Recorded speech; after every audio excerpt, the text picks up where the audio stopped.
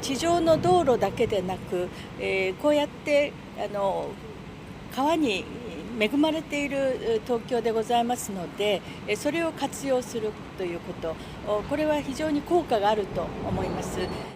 The Tokyo Metropolitan Government has introduced 2 new disaster relief boats designed to transport supplies and personnel via waterways in the event of a major disaster.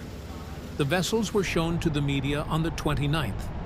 The 2 newly introduced disaster relief boats are named Raiden and Shiranui. Anticipating potential disruptions to land transportation during a disaster, the Tokyo Metropolitan Government has been developing a water transport system using such vessels. These 2 boats will be responsible for transporting emergency relief supplies and personnel. The vessels are equipped with cranes for lifting cargo, as well as sofa beds designed for transporting injured individuals.